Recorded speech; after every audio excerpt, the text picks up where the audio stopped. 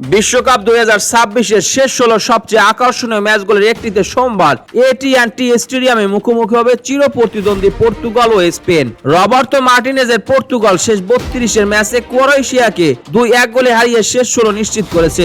অন্যদিকে Luis de লা ফুয়েন্তের Spain অস্ট্রিয়াকে 3-0 গোলে সহজেই পরাজিত করে আত্মবিশ্বাসের সঙ্গে নকআউট পর্বে জায়গা করে নিয়েছে। ক্রোয়েশিয়ার বিপক্ষে নাটকীয় এক ম্যাচ খেলেছে Portugal. Ivan Perisic, Goncalo Ramos এবং ক্রিস্টিয়ানো রোনালদোর একাধিক প্রচেষ্টার পর ম্যাচটি শেষ মুহূর্তে আরো উত্তেজনাপূর্ণ হয়ে ওঠে। অতিরিক্ত সময়ে জোস্কো গাবারদিওল গোল করে ম্যাচ সমতায় ফিরিয়েছেন বলে মনে হয়েছিল, তবে রিপ্লে বিশ্লেষণ ও বল সেন্সর প্রযুক্তির সাহায্যে দেখা যায় ইগোর মাতানোভিচ অফসাইড অবস্থানে বল স্পর্শ করেছিলেন, ফলে গোলটি বাতিল করা হয় এবং 2-1 গোলের জয় নিয়ে মাঠ ছাড়ে পর্তুগাল। এই জয়ের মাধ্যমে রোনালদোর বিশ্বকাপ স্বপ্ন বেঁচে থাকে, আর বিদায় নিতে হয় তার দীর্ঘদিনের প্রতিদ্বন্দ্বী ও বন্ধু লুকা মদ্রিচকে।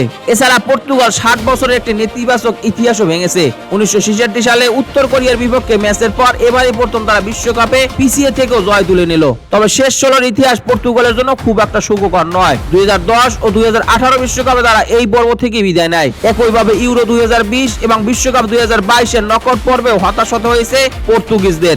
অন্যদিকে স্পেন অস্ট্রেলিয়ার বিপক্ষে দুর্দান্ত জয় তুলে নিয়ে 2010 সালের বিশ্বকাপ ফাইনালের পর প্রথমবারের মতো বিশ্বকাপের নকআউট ম্যাচে জয় পেল। মাইকেল ওয়ারজাবালের জোড়া গোল এবং পেদ্রো পেরোর একটি হেডারে 3-0 ব্যবধানে জয় পায় লা রোজা। ওয়ারজাবাল এখন স্পেনের শেষ 16 ম্যাচে 23টি গোল এবং অ্যাসিস্টের অবদান রেখেছেন। বর্তমানে টানা 3টি বিশ্বকাপ ম্যাচ জিতে দারুণ ছন্দে রয়েছে স্পেন। আরো চমকপ্রদ বিষয় হলো এবারের আসরে তারা এখনো একটি গোলও হজম করেনি। সহ আয়োজক দেশ মেক্সিকোর পাশাপাশি স্পেন একমাত্র দল যারা এখনো ক্লিন শিট ধরে রেখেছে। অস্ট্রেলিয়ার বিপক্ষে পুরো ম্যাচে স্পেনের গোলবারে একটি শট নিতে পারেনি কর্তৃপক্ষ। 2014 সালের বিশ্বকাপ ফাইনালের পর নকআউট পর্বে এমন ঘটনা আর দেখা যায়নি। ইতিহাসে স্পেনের পক্ষেই কথা বলছে। দুই দলের আগের 41টি দেখায় মাত্র 7টিতে জিতেছে পর্তুগাল। তবে সর্বশেষ মুখোমুখি লড়াইয়ে 2024-25 নেশনস লিগের ফাইনালে পেনাল্টি শুটআউটে জয় পেয়েছিল পর্তুগাল। দলের খবর, পর্তুগাল শিবিরে বড় কোনো ইনজুরি নেই, তবে কোচ রবার্তো মার্টিনেজ জয়ের একাদশে বড় পরিবর্তন আনার সম্ভাবনা খুবই কম। ক্রোয়েশিয়ার বিপক্ষে ম্যাচে 41 বছর বয়সী ক্রিস্টিয়ানো রোনালদোকে বদলি করা হলেও স্পেনের বিপক্ষে তিনি আবারও শুরুর একাদশে থাকবেন বলে ধারণা করা হচ্ছে। গনজালো রামোসও দুর্দান্ত ফর্মে রয়েছেন। বিশ্বকাপের প্রতি 37 মিনিটে একটি করে গোল বা অ্যাসিস্টে অবদান রাখছেন তিনি, তবে এবারও তাকে সুপার সাব হিসেবে ব্যবহার করা হতে পারে। ডান উইংয়ে পেদ্রো নেতোর জায়গা নিয়ে বার্নার্দো সিলভা ও ফ্রান্সিসকো কনসাইসাও এর মধ্যে প্রতিদ্বন্দ্বিতা থাকলেও নেতুই এগিয়ে রয়েছেন। অন্যদিকে স্পেন শিবিরেও স্বস্তির খবর। Lamine Yamal, Pedro Porro, Dani Olmo এবং আইমেরিক লাপোর্তে পূর্ণ অনুশীলন না করলে এটি শুধু সতর্কতামূলক ব্যবস্থা। তাদের খেলার সম্ভাবনা যথেষ্ট বেশি, তবে ইয়ারেমি পিনো কাঁধের চোট এবং নিকো উইলিয়ামস অ্যাডাক্টর ইনজুরি এই ম্যাচে খেলতে পারবেন না বলে ধারণা করা হচ্ছে। প্রয়োজনে পেদ্রো পোরোর পরিবর্তে মার্কোস লোরেন্তোকে খেলানো হতে পারে, তবে লুইস দে লা ফুয়েন্তে অপরিবর্তিত একাদশ নিয়ে মাঠে নামবেন বলে মনে করা হচ্ছে।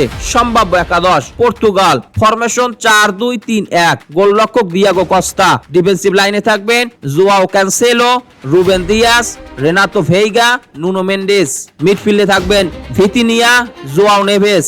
অ্যাটাকিং থার্ডে থাকবেন Pedro Neto, Bruno Fernandes, Rafael Leao. Forward Cristiano Ronaldo.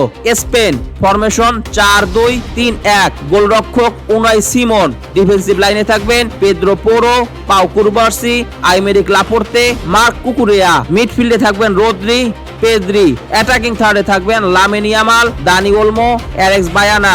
Forward Mikel Oyarzabal. দর্শক, এই ম্যাচে কোন দল জয় পেতে পারে কিংবা স্কোর লাইন কেমন হতে পারে চাইলে আপনার প্রেডিকশন কমেন্ট বক্সে জানিয়ে দিতে পারেন। খেলাধুলা বিষয়ক সকল আপডেট সবার আগে পেতে স্পোর্টস মিডিয়ার সাথেই থাকুন। পেজটি ফলো দেবেন, চ্যানেলটি সাবস্ক্রাইব করতে ভুলবেন না। ধন্যবাদ সবাইকে।